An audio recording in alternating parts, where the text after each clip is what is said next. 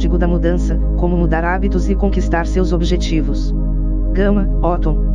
Parte 1. Dedico este livro a todos aqueles que acreditam no poder das mudanças e não desistem dos seus sonhos. Prefácio por Augusto Cury. Há muitos anos conheço o Otton Gama, e sempre vi nele um grande potencial intelectual. Arguto, inteligente, debatedor de ideias, sensível, generoso, enfim, tem grandes qualidades. Por isso, sempre o encorajei a escrever. Suas ideias podem impactar as empresas, as escolas e pessoas de modo geral que queiram se reciclar, superar limites e mudar hábitos doentios. Mudar hábitos doentios, como impulsividade, reatividade, timidez, compulsão por comer ou jogar, dependência, sofrer pelo futuro ou relembrar o passado, é vital para se ter uma mente livre e emoção saudável. Seu primeiro livro, O Código da Mudança, tem essa musculatura, incorpora esses objetivos. Comenta técnicas relevantes, inclusive da minha teoria, a inteligência multifocal, para que os leitores saiam da plateia, entrem no palco e atuem como protagonistas da sua história. O Código da Mudança toca a emoção humana, implode o conformismo, impugna falsas crenças, por meio de ferramentas práticas para serem trabalhadas pelo eu, que representa a capacidade de escolhas. Somente um eu bem equipado e educado pode fazer escolhas inteligentes. Há na mente humana habilidades incríveis, verdadeiras pedras preciosas, que podem ser libertadas e lapidadas. Este livro pretende garimpar os diamantes que estão dentro de cada ser humano. Use-o para garimpar os seus. Excelente leitura. Dr. Augusto Cury. Psiquiatra e escritor. Autor mais lido da década no Brasil. Apresentação. Este livro não seria possível sem o esforço e o brilhantismo de homens e mulheres, cientistas, professores e pesquisadores que dedicaram e dedicam sua vida a expandir a fronteira do conhecimento humano. Pessoas como essas me inspiraram a estudar, a me aprofundar na apaixonante missão de aprender para ensinar e ensinar para aprender, a insistir no meu desejo de compartilhar e democratizar conhecimento, a sonhar com uma humanidade mais justa, fraterna e solidária, em que as oportunidades estejam ao alcance de todos, não importando a classe social, a orientação sexual, a religião e o direcionamento político. Sempre admirei aqueles que conseguem mudar seus pensamentos, suas atitudes, seus hábitos e seu comportamento, aqueles que têm coragem de encarar que são seres humanos em formação, obras-primas inacabadas em constante mutação, e que, portanto, estão abertos ao novo, ao inexplorado, ao futuro. Contudo, chama a atenção a dificuldade que muitos têm de abandonar velhos hábitos e sair de sua zona de conforto. Isso é essencial, pois os hábitos negativos exercem um poder tão grande sobre o comportamento humano que acabam nos afastando dos nossos objetivos.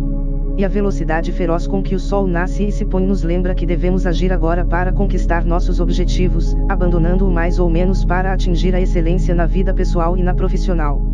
Pessoas que conseguem mudar e realizar seus sonhos são colocadas em um pedestal, como se fossem escolhidas. Entretanto, qualquer um pode fazer isso quando entende o funcionamento dos hábitos. Para iniciar um processo de mudança, a motivação é importante, mas desenvolver novos hábitos o torna sustentável. Esse processo nem sempre é curto, tampouco fácil, porém é bastante simples e possível, dependendo única e exclusivamente de uma pessoa, você. Neste livro, apresento o método tridimensional de mudança de hábitos. Ele tem esse nome porque trabalha a dimensão da sabedoria, descrevendo a ciência envolvida, a dimensão emocional, mostrando como você é a grande solução para seus problemas, e a dimensão executiva, explicando como de fato mudar. Assim, diz não só o que você deve fazer, mas também como fazer e ser bem-sucedido na empreitada. Este é seu grande diferencial, não se trata apenas de uma explicação científica, e sim do aprofundamento em todas as fases da transformação de hábitos, fornecendo técnicas para que você consiga fazer mudanças efetivas em sua vida. Para desenvolver esse método, eu me debrucei sobre estudos de algumas das mais importantes universidades do mundo, como Stanford, Harvard, Duke, da Pensilvânia e da Califórnia. Além disso, utilizei minha experiência e a de outras pessoas que mudaram seus hábitos. Também pesquisei publicações de renomados cientistas, pesquisadores, coaches, psiquiatras e psicólogos, entre eles Augusto Cury, Martin Seligman, Tony Robbins, Daniel Goleman e Charles Duhigg. Por último, usei técnicas e conceitos das teorias da inteligência multifocal e emocional, da psicologia positiva e da programação neurolinguística. Começo este livro apresentando o método. Em seguida, na primeira parte, explico um pouco sobre a ciência dos hábitos, mais teórica. No entanto, um dos grandes problemas das pessoas que querem mudar hábitos é que elas não acreditam que são capazes de realizar mudanças significativas, mesmo sabendo o que e como fazer, não fazem, porque acham que não podem. Por isso, na segunda parte, procuro fortalecer suas crenças em si mesmo e demonstro como você pode aumentar sua autoconfiança, sua resiliência e sua autoestima para atingir seus objetivos. Isso é fácil de falar, mas difícil de fazer. Portanto, na última parte, você vai aprender a montar uma estratégia de modificação de hábitos, de desenvolvimento da resiliência e da autodisciplina. Não esqueça, porém, que este livro é apenas o início do caminho. As mudanças não acontecem entre o nascer e o pôr do sol, mas com o passar das primaveras, principalmente no que se refere a hábitos. Introdução. Pense em um menino comum. Ele adorava brincar, jogar videogame, assistir a filmes e tomar sorvete.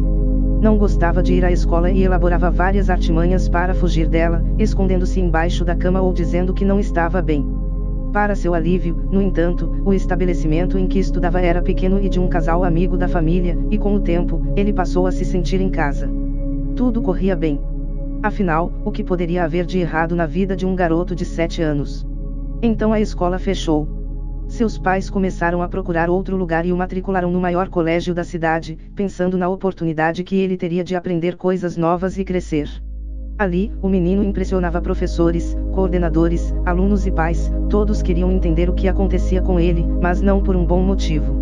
Assim que atravessava o portão da escola, ele começava a chorar, e seguia assim até a hora de voltar para casa. Muitas vezes tinha de ser retirado da sala, porque os professores não conseguiam dar aula. Resolveram, então, chamar a psicóloga da instituição para conversar com ele. Ela lhe perguntava o que estava acontecendo e como resposta recebia apenas soluços frenéticos, tentava acalmá-lo e garantia que estava lá para ajudar, mas o garoto continuou da mesma forma por todo o ano letivo. Enfim chegaram as férias. O menino teve aproveitamento suficiente para ser aprovado, porém ainda tinha muitas dificuldades para ler e escrever, mesmo estando prestes a entrar na então segunda série, hoje terceiro ano do ensino fundamental. Por isso, mesclava as brincadeiras nos dias quentes de verão com o reforço escolar. A aproximação do retorno das aulas angustiava não só seus pais, como também a psicóloga. Uma pergunta inquietava todos: como ele vai voltar? A expectativa era grande para o primeiro dia de aula, mas o garoto tratou logo de inventar uma febre para conseguir mais algum tempo em casa. A manobra deu certo, só que tinha prazo limitado. Mais uma vez ele não conseguiu se adaptar àquele meio social. Não entendia como aquilo funcionava e a única coisa que fazia bem ali, para desespero dos professores, pais e alunos, era chorar. Assim foi até o meio do ano. Na volta das férias de julho, a situação se normalizou, de alguma forma, ele tinha se adaptado ao novo colégio e aprendido a ler e escrever. Contudo, esse era só o início de uma jornada conturbada. À medida que o garoto foi crescendo, também foi engordando, e não demoraram a surgir os primeiros apelidos e xingamentos. Com o passar dos anos, colecionava tantos que nem sabia qual o deixava mais furioso: gordo ceboso, rolha de poço, gordo bosta, baleia, bujão de gás, etc. Ele desenvolveu uma grande dificuldade de se relacionar com os colegas. Sentia-se isolado e rejeitado. Quanto mais problemas tinha, mais engordava. A comida era seu refúgio favorito. Um perigoso círculo vicioso estava criado. O histórico de chorão e o excesso de peso o transformaram em alvo de todo tipo de bullying. As dificuldades de relacionamento só cresciam, e aquilo o angustiava. Não era para menos, o desejo de ser aceito vem dos primórdios da humanidade, quando nossos antepassados precisavam fazer parte de um grupo para sobreviver, ou seriam presas fáceis para os predadores. Alguns cientistas, aliás, afirmam que o desenvolvimento de habilidades sociais é um dos fatores que explicam a sobrevivência da espécie humana. Hoje, continua sendo fundamental desenvolver relações saudáveis com nossos semelhantes, pois esse é um dos fatores mais importantes para nosso bem-estar. Lembre-se de que amor, carinho, atenção e respeito são parte essencial de uma vida saudável e equilibrada. O sentimento de exclusão pode ser muito dolorido, e grandes marcas contribuem para a discriminação e consequente baixa autoestima, estimulando padrões restritos de beleza, riqueza e status. Pessoas que se sentem rejeitadas ou diferentes se tornam presas fáceis de campanhas de marketing que supostamente vendem sucesso e alegria por meio de produtos caríssimos. Mas, voltando à nossa história, a trajetória desse menino se assemelha à de diversas pessoas que foram rejeitadas e passaram por situações traumáticas. Entretanto, há sempre uma escolha. Somos a soma das nossas experiências passadas, mas não podemos deixar que isso determine nosso futuro. Eu sou o menino da história, e essa foi uma das lições que aprendi na vida. Qualquer um pode se reinventar, apesar das dificuldades e dos problemas. Tive uma infância, uma adolescência e um início de vida adulta marcados por problemas decorrentes da insegurança e da obesidade. O que mais desejava era ser incluído. Chegou um momento em que já havia sofrido tanto com o bullying, primeiro pelo choro e depois pelo peso, que de certa maneira me acostumei a conviver com ele, embora algumas vezes tentasse encontrar meios de fazer com que as pessoas parassem. Em uma dessas vezes, quando tinha 11 anos, achei que se eu fosse representante de sala, os ataques contra mim cessariam, e então me candidatei. Criei coragem e fui para a batalha. Só outro gordinho, que era novato na escola, aceitou ser meu vice. No dia da eleição, eu estava confiante, acreditando mesmo que ia ganhar. Quando começou a contagem de votos, meu entusiasmo aumentou, o primeiro que saiu da urna era para mim. Comemorei e pensei, vou ganhar. No decorrer da apuração, a situação foi ficando tensa, nada de sair mais um voto para mim. De alguma forma, eu ainda achava que ia virar no final. No entanto, tive apenas 2 votos, o meu e o do vice. Hoje dou boas gargalhadas com essa história, mas na época foi uma tragédia. Eu só queria um pote de sorvete para afogar ou melhor, congelar minhas mágoas. Continuei tentando ter uma vida normal na escola. Na época das festas juninas, o colégio realizava diversas atividades, incluindo uma apresentação de quadrilha. O evento era concorrido, familiares se espremiam no ginásio para ver filhos, sobrinhos e netos. Porém havia um problema, a escola tinha mais meninos que meninas, portanto, nem todos tinham par. O que fazer com os meninos que sobravam? Então inventaram a quadrilha dos excluídos, como os outros garotos chamavam. Depois da dança dos casais, o locutor arranjava um jeito carinhoso de chamar os meninos que não tinham par, e lá íamos nós, vestidos a caráter, fazer nossa apresentação solitária. Eu era membro cativo da quadrilha dos excluídos, claro. Em determinado ano, o colégio escolheu como traje para a apresentação uma camisa com um sol estampado, imaginem só. Com um dos movimentos da dança, a minha simplesmente rasgou, no meio do palco. Eu nunca tive um bom relacionamento com uniformes por um simples motivo, eles não me serviam. Era uma luta constante, um tal de estica para um lado, estica para o outro, compra os que são para os mais velhos, mas não tinha jeito, ainda assim ficava apertado. Quando entrei na adolescência, os problemas foram aumentando. Afinal, essa é uma fase em que a autoestima e a autoconfiança chegam próximo do zero, em meio à ebulição de hormônios e às fortes emoções. Eu continuava tentando construir uma vida social mais agradável, só que não era fácil. A paquera e os namoricos dominavam as conversas, e na minha cidade havia um local, que era o ponto de encontro dos jovens. Nessa época, eu já tinha um grupo de amigos, formado na quadrilha dos excluídos. Todos fugíamos aos padrões, um pesava mais de 100 quilos, outro era muito magro, outro era cabeçudo, outro usava aquele aparelho dentário antigo, com um capacete. Eu me preparava para ir à festa, vestia minha melhor camisa, uma xadrez, calça jeans e sapato social e ia à luta. Mas não tentava um contato sequer com alguma menina, de tão tímido que era, e nenhum fora conseguia levar. Passava boa parte da festa em diálogos internos, criando coragem. Uma vez fui ao banheiro, olhei para o espelho e tentei me motivar, vamos lá. Você é um gordo bonito. Você consegue. Saí de lá determinado. Era agora ou nunca. O coração palpitava, as mãos suavam, a confiança aumentou, e aí peguei cada filé. Filé com fritas, filé ao molho madeira, filé ao catupiry, acompanhados de um refrigerante estupidamente gelado. Voltei para casa me sentindo frustrado, como sempre. Eu realmente queria emagrecer, não aguentava mais ser tão gordo. Pedi ajuda à família e procurei uma nutricionista. Ela me passou uma série de recomendações. Saí do consultório confiante, mas pensei, se vou parar de comer coisas de que gosto, é melhor me despedir. Corri para um rodízio de pizza. Continuei agindo assim pelos 6 meses seguintes. Quando fui a outra nutricionista, estava mais gordo que antes. Aquilo me deixava revoltado, porém eu não acreditava de verdade que podia mudar meus hábitos, achava quase impossível. Dessa segunda vez comecei bem, estava mais determinado e um pouco mais confiante, passei alguns meses comendo certo e emagreci 10 quilos. Fiquei feliz, mas comecei a abrir exceções na minha alimentação, um jantar com amigos, um almoço de domingo, um chocolate para acalmar quando sofria bullying. Quando notei, já tinha voltado ao meu peso anterior. Então desisti de mudar. Afirmava para mim mesmo, sou assim, deixa para lá. Passei 2 anos sem sequer tentar fazer alguma coisa.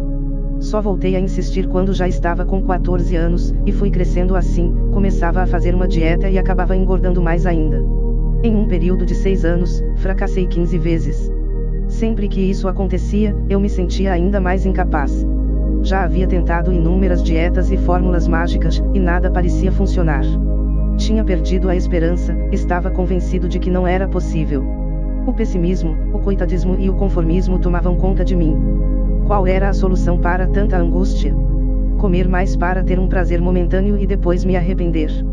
Tem gente que nasceu para vencer, mas sou dos que não conseguem conquistar seus objetivos, nem mesmo emagrecer, eu pensava. Não sabia como a mudança dos hábitos alimentares era complexa, não conseguia sequer identificar o que eram hábitos e por que eles existiam. Não entendia porque jurava a mim mesmo que não ia comer mais besteiras, que ia fazer exercício e de repente me via comendo lasanha e bebendo milkshake. Com 17 anos, eu media 1,78 metros e pesava 127 quilos. Estava muito triste com minha situação, não tinha vida afetiva e me sentia cada dia mais frustrado. No entanto, decidi não me entregar e parar de me enganar. Eu queria mudanças rápidas, e quando via isso, me decepcionava e perdia o foco. Então percebi que tinha de estabelecer um compromisso de longo prazo comigo mesmo. Não adiantava querer resolver o problema que havia sido criado por toda uma vida em 2 meses. Eu precisava de tempo e de ajuda. Voltei a uma nutricionista, que me explicou que se tratava de um longo processo, mas plenamente possível. Comecei minha reeducação alimentar e a jogar basquete. Treinava 3 vezes por semana, e pela primeira vez fiz uma atividade física de que gostava. No decorrer do processo, fui acreditando cada vez mais que o emagrecimento era possível, que eu era capaz de mudar. Aquilo fez toda a diferença, pois me deu a força para superar as dificuldades. Embora ainda não soubesse, eu estava descobrindo que qualquer jornada começa com um primeiro passo, e para obter sucesso, é preciso mudar aos poucos. Sonhava em ter uma vida normal e saudável, paquerar, jogar basquete bem, fazer as coisas que os adolescentes normais faziam. Tinha escolhido sair do banco de passageiro da minha vida e assumir o controle. Lembro-me de quando olhei no espelho e me vi com 55 quilos a menos. Lágrimas escorriam pelo meu rosto, e uma alegria indescritível tomou conta de mim. Ao longo de 2 anos, mudei meus hábitos e emagreci sem fazer cirurgia e sem tomar remédio. Mantenho até hoje um peso e um corpo saudáveis. Foi dessa grande mudança de hábitos que surgiu o interesse pelo tema. Porque algumas pessoas conseguiam e tantas outras não. Porque era tão difícil. E se todos conseguissem? Passei a pesquisar sobre o tema. Li milhares de páginas, busquei na literatura especializada, em livros de desenvolvimento humano, nos anais da ciência, nas minhas experiências e nas de outras pessoas. A partir daí, elaborei o método tridimensional de mudança de hábitos, que é o assunto deste livro. Antes de começar a explicá-lo melhor, quero deixar claro que apesar da minha experiência pessoal, este livro não é sobre como emagrecer, embora seja uma ferramenta muito útil para as pessoas que o queiram. Ele descreve processos e fornece informações e técnicas importantes para a modificação de hábitos em todas as áreas do comportamento humano, ou seja, alimentares, físicos, emocionais, financeiros, etc., permitindo que as pessoas sejam bem-sucedidas independentemente de seu objetivo ser emagrecer, deixar de fumar, de beber, manter o controle do próprio temperamento, aumentar a produtividade, ter disciplina, e de modo geral, alcançar sonhos pessoais e profissionais e ter uma vida melhor. O caminho para essa mudança de hábitos pode ser complexo, mas a boa notícia é que dá certo. Se você seguir o roteiro aqui proposto, terá grandes chances de ser bem-sucedido. Só depende de você. Para mim, este livro é muito mais que um negócio, é uma missão de vida. As noites em claro, os incontáveis dias de dedicação, as milhares de páginas lidas e as centenas escritas que se mantêm inéditas, têm o claro objetivo de contribuir para a formação de pessoas e para a construção de uma sociedade mais justa e fraterna. Ao me deitar para dormir, tenho o hábito de pedir a Deus que me conceda forças, discernimento e saúde para disseminar conhecimento de forma democrática para mais pessoas. Quando me mandam e-mails ou falam comigo pelas redes sociais contando que de algum modo, meu livro, minhas palestras e meus cursos contribuíram para a percepção de que estavam desperdiçando seu potencial e matando seus sonhos por causa de hábitos nocivos e conseguiram se libertar e construir uma mudança de vida sustentável, sempre digo que o grande autor da mudança é a própria pessoa. Comemoro cada vitória e fico feliz como se fosse comigo quando narram que projetos adormecidos saíram do papel, que hábitos alimentares, físicos, financeiros ou até mesmo emocionais foram mudados, que um empreendimento almejado virou realidade e vai bem, que o sonho de passar em um concurso público se concretizou ou que os funcionários da empresa desenvolveram hábitos de excelência e com isso se tornaram pessoas mais seguras e profissionais mais produtivos. E o que me deixa ainda mais feliz é quando o fortalecimento de hábitos solidários faz com que um projeto social há muito pensado saia do papel. Essas transformações estão ao alcance de todos. Vivencie sua mudança de hábitos, ponha em prática os ensinamentos deste livro e lembre-se de que é possível que comedores compulsivos se tornem saudáveis, que jogadores virem pessoas equilibradas, que empresas em dificuldades se convertam em organizações bem-sucedidas, que organizações bem-sucedidas atinjam a excelência, que perdedores sejam vencedores, que fumantes se transformem em atletas de alta performance, que alcoólatras se tornem controlados, que devedores alcancem a prosperidade. Não desista de você, dos seus sonhos e das pessoas que ama. O método tridimensional de mudança de hábitos. Você já deve ter lido livros com fórmulas mágicas infalíveis ou visto oradores incríveis que inflaram sua motivação. Ambos dão a impressão de que agora é para valer. A pessoa mais confiante, determinada, focada, comprometida, disciplinada e motivada do mundo é você naquele momento. Até começarem a aparecer os problemas do dia a dia, a cobrança do banco, uma discussão no trabalho, uma venda que não se conclui, uma entrevista de emprego mal sucedida, um imprevisto no seu empreendimento. Então toda aquela motivação vai embora e você se vê novamente sem conseguir resultados concretos e duráveis. Não existem soluções mágicas para problemas complexos. A motivação é fundamental, mas não basta.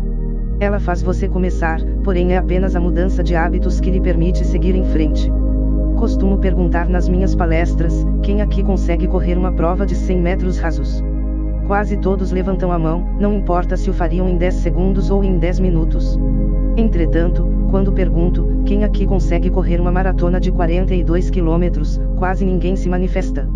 A motivação faz você correr uma prova de 100 metros, mas só com o hábito de correr você completa uma maratona.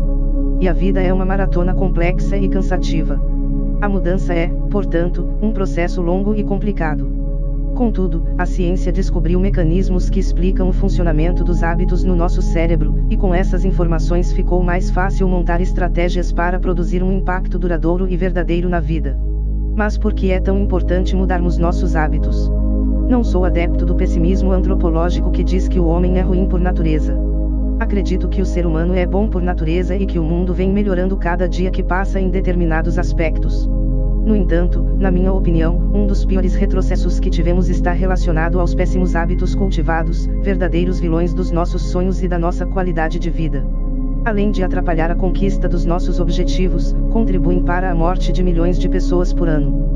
Segundo a Organização Mundial da Saúde, OMS, mais de 12 milhões de pessoas morrem por ano em decorrência de problemas relacionados a comer, fumar ou beber em excesso. É um absurdo que a vida de tanta gente seja ceifada pela simples compulsão.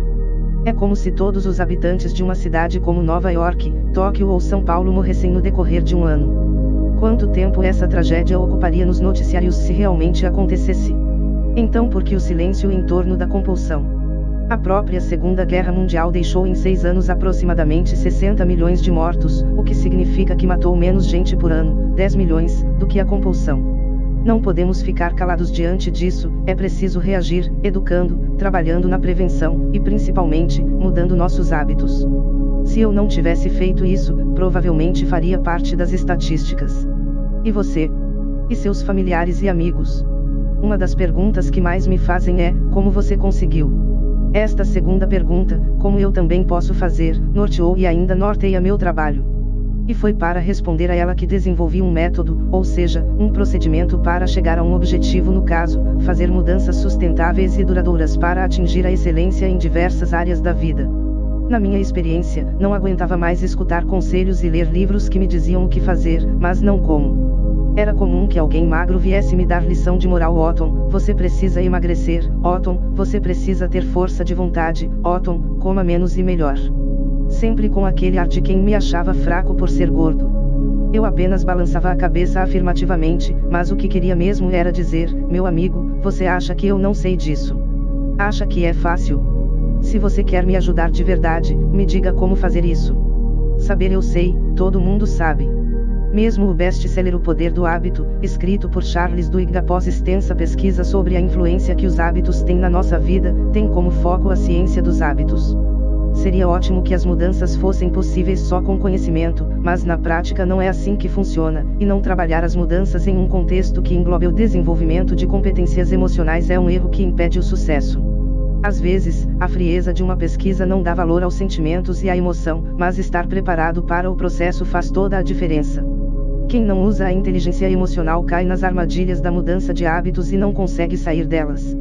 Já o método tridimensional não diz apenas o que você deve fazer, mas como fazer, ao mesmo tempo que trabalha o lado emocional para fortalecer a crença de que você é capaz de implementar as mudanças que deseja.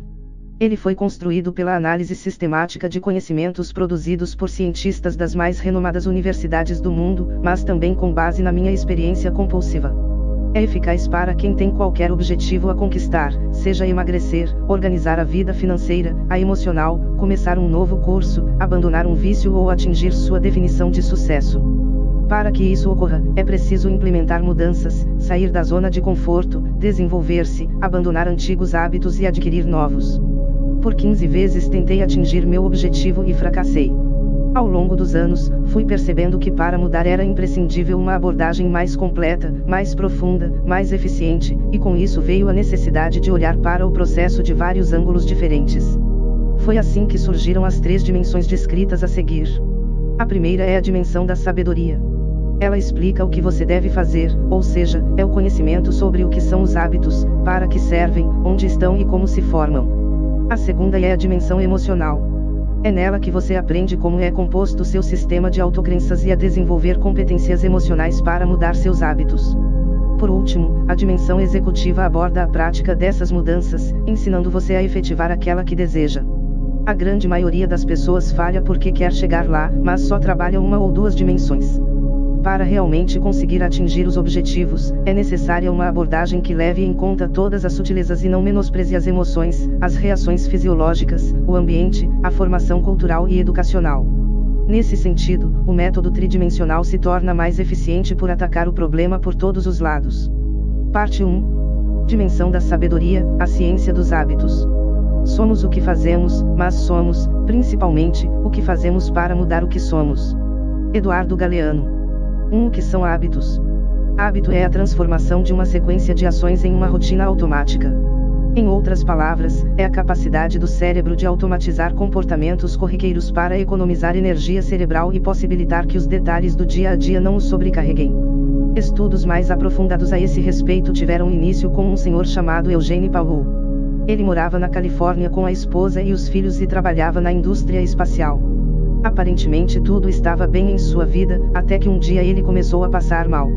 Foi aquela correria na família, levaram-no para o hospital e os médicos enfim o diagnosticaram com encefalite viral. Ele ficou em coma, entre a vida e a morte, mas o tratamento foi surtindo efeito e o quadro se estabilizou. A grande dúvida dos médicos eram as sequelas que a doença deixaria, afinal, uma grande faixa de tecido neurológico tinha sido danificada. Eles constataram, então, que Eugene não conseguia lembrar nada dos últimos 30 anos nem guardar nenhuma informação nova por mais de 1 minuto. Não havia o que fazer a respeito, e ele foi mandado para casa. Logo a esposa de Eugene, Beverly, percebeu algumas dificuldades em sua nova vida. Por exemplo, ele não se dava conta de que tinha comido e repetia as refeições 3 ou 4 vezes. Ela decidiu procurar apoio, e a orientação foi que o marido tivesse a vida mais normal possível, exercitando-se e passeando acompanhado. Então ela saía para caminhar com ele 2 vezes ao dia, fazendo sempre o mesmo trajeto. Até que se descuidou e ele saiu sozinho. O desespero a dominou, e ela saiu para procurá-lo, sem sucesso. Quando chegou em casa para chamar a polícia, levou um susto. Eugene estava tranquilamente sentado na sua poltrona. A esposa perguntou: "Como você voltou?" Ele respondeu: "Voltei de onde?" Como um homem que não conseguia lembrar nada, nem sequer que havia saído para caminhar, tinha achado o caminho de volta para casa. Beverly procurou então o cientista Larry Skinner, especialista da Universidade da Califórnia em neuroanatomia da memória. O cérebro de Eugene tinha ficado quase sem o lobo temporal medial, responsável pelas tarefas cognitivas, pelas lembranças do passado e pela regulação da emoção. Skinner começou a pesquisá-lo em profundidade, fazendo-se uma pergunta: um homem sem memória é capaz de desenvolver novos hábitos? Se fosse, aquilo explicaria como Eugene tinha voltado para casa, e após diversos experimentos, o cientista chegou à conclusão de que realmente era, desde que a zona dos gânglios basais não tivesse sido danificada. Os gânglios basais são um nó de tecido cerebral que fica na região mais profunda do cérebro. Eles fazem parte da área responsável pelos comportamentos automáticos do ser humano, como respirar. O caso de Eugene mudou a compreensão da formação de novos hábitos, dando início a uma série de estudos para decifrar os mistérios que envolvem essa função do cérebro. As pesquisas foram avançando em várias universidades. Cientistas do Instituto de Tecnologia de Massachusetts, MIT, realizaram uma experiência para analisar o funcionamento da atividade cerebral de ratos quando desenvolviam hábitos. Eles implantaram um chip no cérebro das cobaias, fizeram um labirinto em forma de T e puseram chocolate em uma das pontas. A atividade cerebral dos ratos era intensa desde antes de a porta do labirinto ser aberta, continuando assim por todo o percurso e enquanto comiam o chocolate. Depois de os animais repetirem diversas vezes a mesma rotina, os pesquisadores notaram que a atividade cerebral só era alta antes de abrirem a porta. Assim que a situação era reconhecida, a atividade cerebral caía bastante e apenas voltava a subir quando as cobaias acabavam de comer o chocolate. Essa pesquisa demonstrou que uma vez criado, um hábito se torna automático a ponto de diminuir tanto a atividade cerebral consciente que quando está em execução, nos coloca na reserva e entra em campo para jogar. Isso também vale para os seres humanos, claro. Observe que em todas as repetições da experiência, antes de abrir a porta a atividade cerebral das cobaias era alta, ou seja, o hábito ainda não tinha entrado em cena. Isso porque o cérebro precisa da confirmação da situação antes de deixar o hábito assumir o controle. E se em vez de chocolate houvesse um gato ali? Como dito no início deste capítulo, hábito é a transformação de uma sequência de ações em uma rotina automática. Quando essas ações se agrupam, formam um bloco de comportamento. Para cada pessoa existem hábitos específicos, e um adulto médio tem centenas desses blocos, fundamentais para o dia a dia. Um bom exemplo de bloco de comportamento transformado em hábito é dirigir. No começo, uma simples manobra requer grande concentração e esforço, para engatar a marcha, usar a ré, dar seta. Depois de um tempo, a pessoa vai se acostumando com essa orquestra complexa, que fica automática. São os hábitos entrando em ação. Analise comigo a complexidade de dirigir um veículo. Você está dirigindo e vê o sinal fechado. O carro à sua frente vai parando, e você vem atrás, com as mãos no volante, os pés nos pedais, freando de acordo com o carro da frente até que ambos parem no sinal. Simples, não é? Nem tanto. Você utiliza sua visão para calcular a velocidade do carro da frente e a distância que falta para chegar ao sinal, então transforma essas informações em ações, primeiro apertando a embreagem, em seguida tirando uma das mãos do volante para diminuir a marcha, depois colocando a pressão necessária no pedal do freio. Ufa!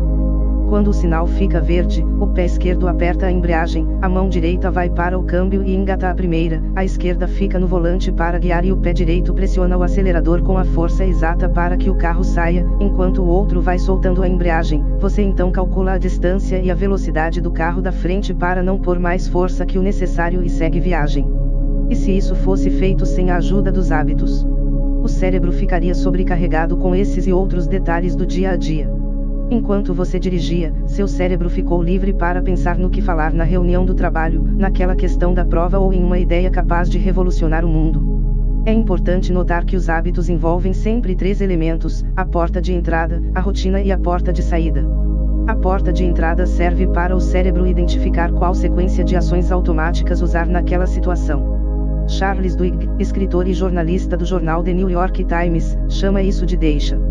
Assim que o cérebro identifica uma deixa, percebe que já fez aquilo muitas vezes e que não precisa gastar energia para fazer de novo, então saca o hábito que tem armazenado e libera espaço para pensar em coisas mais importantes. Quando o hábito toma o controle, o corpo segue a rotina habitual em automático até encontrar a porta de saída ou a recompensa. No exemplo da direção, a deixa é sentar no banco do carro. Com isso, o cérebro identifica qual é o bloco de comportamento e qual é o hábito, dirigir. A recompensa é chegar ao local desejado. Nesse momento, você sai do que Charles Duhigg chamou de loop do hábito, quando nossa atividade cerebral consciente diminui tanto que agimos de maneira automática. No caso da pesquisa do MIT, a porta de entrada era o barulho que a porta do labirinto fazia ao se abrir, a rotina, procurar o chocolate, e a porta de saída, comer o chocolate. Em seguida, a atividade cerebral voltava ao normal. Isso explica por que nos arrependemos de verdade quando estamos determinados a mudar um velho hábito ruim, mas sucumbimos a ele. Logo depois da porta de saída, reassumimos o controle e surge a sensação de culpa tão familiar, pela comida que não deveria ter sido consumida, pelo cigarro que não deveria ter sido fumado, pela bebida que não deveria ter sido ingerida, pela compra que não deveria ter sido feita, pelas unhas que não deveriam ter sido roídas, etc. Por isso, desvendar os mistérios dos hábitos é o primeiro passo para uma mudança de vida bem-sucedida. Nos próximos capítulos, você vai aprender a mudá-los. 2. Como os hábitos são formados. Certo dia uma mulher me disse: não consigo ver algo fora do lugar na minha casa que perco as estribeiras com meus filhos e meu marido. Eles deixam tudo bagunçado e têm o hábito de jogar a toalha molhada em cima da cama. Assim que vejo esse tipo de coisa, começo a brigar. Depois me arrependo, achando que peguei pesado demais. E parece que quanto mais eu brigo, mais eles fazem. Tento me controlar, mas é só ver algo fora do lugar que tudo começa outra vez. Ela já fez tanto isso que é automático, é um hábito. Vê a porta de entrada do hábito, no caso a toalha molhada em cima da cama, percorre a rotina, que é brigar, e depois tem a recompensa, que é a sensação de alívio por ter posto para fora algo que a incomodava. A mulher tem razão de querer que os filhos e o marido mantenham as coisas no lugar, mas seus atos não resolvem o problema inicial, a bagunça, e ainda criam outro, brigas familiares constantes. Estão todos presos em um círculo vicioso. Mas como esses hábitos, os dela e os da família, se formaram? O que os movimenta? Que combustível utilizam para percorrer o caminho até a recompensa? E por que são tão poderosos? Um senhor alemão chamado Wolfram Schultz passou grande parte de sua vida buscando entender isso. Um de seus experimentos resultou na compreensão de como os hábitos são formados, o que explica muito das atitudes que temos. O cientista pôs um macaco sentado em frente a uma tela e condicionou-o a puxar uma alavanca toda vez que apareciam imagens coloridas na tela. Fazendo isso, ele receberia suco de amora bem doce. Schultz tinha posto chips no cérebro do macaco para ver o que acontecia lá. Sua atividade cerebral ao ver os objetos coloridos na tela, acendia as mesmas áreas de quando ele recebia suco, recompensa, ou seja, quando via a imagem colorida na tela, era como se já estivesse bebendo o suco de amora. O pesquisador quis então saber o que aconteceria se o macaco não recebesse o suco que já antecipava ou se este não tivesse açúcar. O animal ficou muito bravo, irritado e ansioso. Schultz chegou então à importante conclusão de que ao ver a o cérebro antecipa a recompensa, ativando as mesmas partes de quando a recompensa chega e causando uma forte necessidade de realizar o comportamento habitual. Para um hábito ser formado, a rotina e a recompensa são necessárias. Contudo, após a repetição continuada por um período de tempo, é criado um anseio no cérebro, que se torna tão automático que ele não consegue ver a diferença entre a e a recompensa. Assim, o hábito se fortalece. Era o que faltava para entender o funcionamento dos hábitos. O cérebro entra em curto quando antecipa uma recompensa que não é recebida, então força a repetição do hábito. Se ela não acontece, a pessoa, ou o animal, fica ansiosa, irritadiça. Vamos ver alguns exemplos disso. João espera a esposa na sala de casa para ir à festa de 8 anos da sobrinha. Ele faz dieta e está decidido a não sair dela. Chega ao local confiante, no controle. Sentam à mesa e os garçons começam a trazer os petiscos. Ele resiste, mas logo fica incomodado com a situação. De repente, sua mão pega os primeiros amendoins. Depois vai e volta até eles acabarem. Quando João se dá conta, pensa: puxa, nem era tão bom assim. Estou de dieta e fiz isso. Maria está estressada. O trabalho anda puxado, e ela decide ir ao shopping dar uma voltinha. Já gastou mais do que podia no cartão de crédito, o que causou brigas com o esposo, já que eles não estão em uma situação financeira boa. Mas ela vai ao shopping só olhar as vitrines e tomar um cafezinho, afinal, não precisa de nada, ainda tem roupas que nem usou. Olha as vitrines, vestidos, joias, bolsas, sapatos se alternam loja após loja. Quando fecha a porta do carro para voltar para casa, há 3 sacolas no banco traseiro. Por que fiz isso? Pensa ao olhar para elas. Marcelo é um jovem engenheiro de 25 anos. Trabalha em uma grande empresa e parece ter um futuro brilhante pela frente. No entanto, sua produtividade está baixa, e o chefe tem notado que os projetos demoram mais que o normal. Marcelo sabe que aquele é um dia importante e por isso vai manter a concentração. Senta na cadeira, liga o computador e põe o celular na mesa para o caso de alguma urgência, porque não pode perder um minuto sequer. Só que parece mais forte que ele, de repente está mexendo no celular, ritual que se repete diversas vezes. Responde a mensagens, olha fotos. É irresistível. Todas essas situações e muitas outras mostram o anseio do hábito em ação. Quando João olha o amendoim, o cérebro vê a deixa e antecipa a sensação de prazer que a comida provoca, então espera a realização da rotina, comer. Isso não ocorre, a recompensa não chega, e ele fica ansioso, até que não resiste e pega o amendoim. Assim que acaba de comer, o arrependimento bate forte. O mesmo acontece com Maria, ela não precisa e não quer comprar, mas, quando vê a deixa, produtos, o cérebro anseia pela rotina, compras, e pela sensação de prazer momentâneo, recompensa. Marcelo não quer perder tanto tempo mexendo no celular, sabe que isso atrapalha seu trabalho, mas, quando ouve o bip de nova mensagem, é uma tortura não checar. Seu cérebro aguarda a recompensa. Quando os hábitos começam a agir, deixamos de usar nossa capacidade racional plena para decidir. Eles são formados ao longo da vida, e em geral, não nos damos conta de sua presença nem sabemos que estão operando, ajudando-nos a tomar decisões e muitas vezes até as tomando por nós, e nem sempre as certas. Os hábitos estão presentes em todos nós, queiramos ou não, dos mais simples, como escovar os dentes, aos mais complexos, como os físicos, emocionais, alimentares e financeiros. Não podemos viver sem hábitos, mas podemos e devemos aprender a substituir os ruins por bons, conquistando, assim, aliados fundamentais para a realização dos nossos sonhos. 3. A força dos hábitos. Já vimos que hábitos são bastante úteis para nossa vida e até mesmo para a evolução da humanidade. O cérebro precisa economizar para investir no que é mais importante, e por isso os hábitos são criados. O grande problema é que ele não sabe diferenciar os hábitos bons dos ruins, de modo que a mesma força que ajuda a empurrar a raça humana para a frente restringe bilhões de pessoas em todo o planeta a uma qualidade de vida deficiente. Os hábitos têm tanta força que ignoram a rejeição social, o bom senso e as pessoas que mais amamos. O Instituto Nacional sobre o Abuso do Álcool e o Alcoolismo nos Estados Unidos conduziu um experimento em que camundongos foram estimulados e condicionados a apertar uma alavanca para receber comida. Depois que o hábito foi criado, os cientistas trocaram um alimento saudável por um envenenado e eletrificaram o caminho até a comida. Mesmo passando mal e levando choque, os camundongos insistiam em comer. Nunca quis ser obeso e sabia que estava prejudicando minha saúde e minhas relações sociais. Tampouco gostava de ser humilhado e motivo de chacota. Mesmo assim, eu comia cada vez mais, às vezes até passar mal.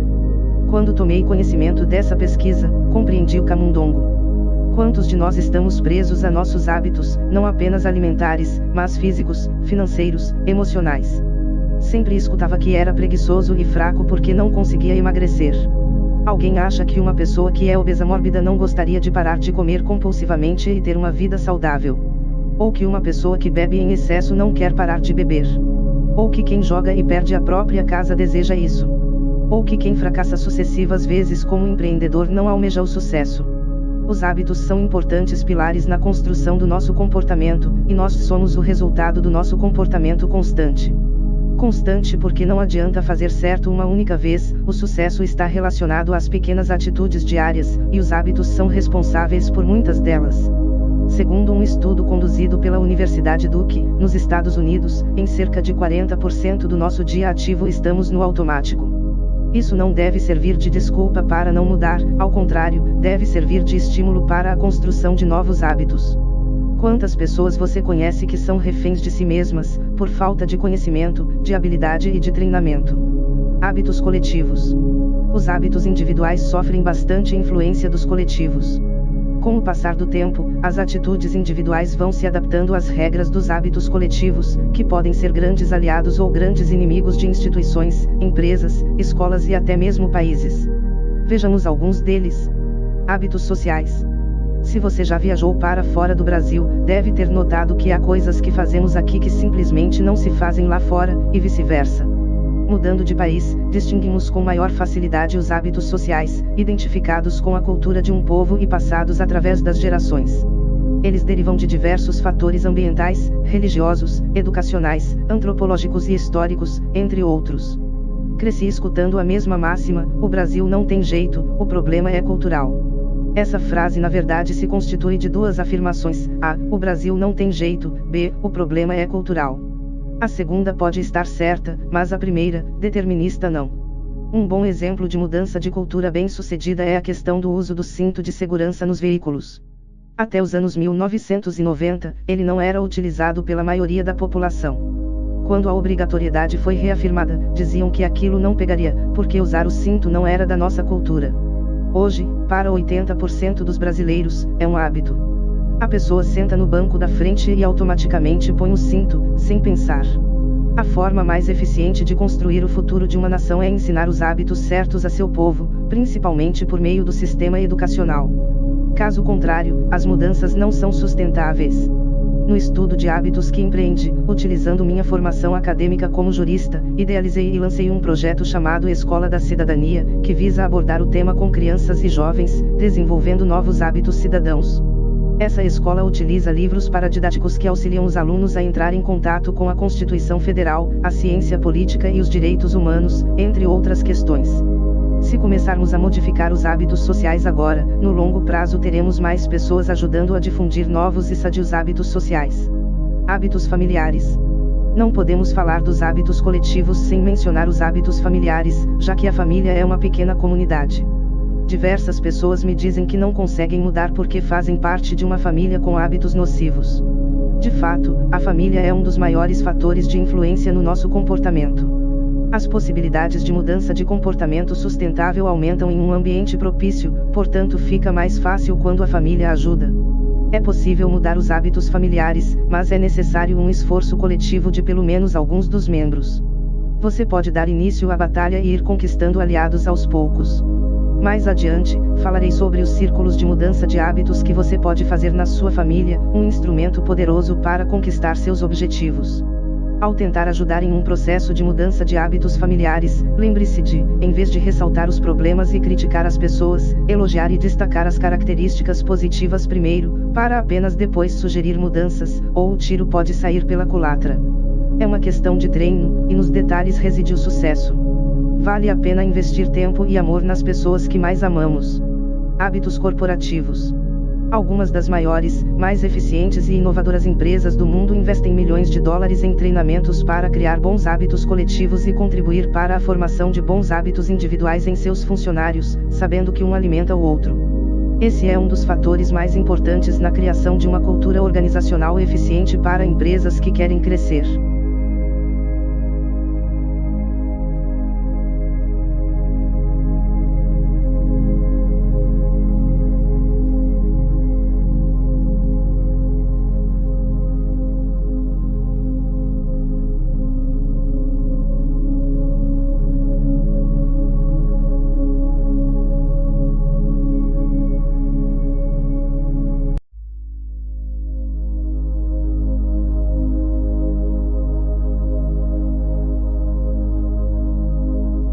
Código da mudança, como mudar hábitos e conquistar seus objetivos.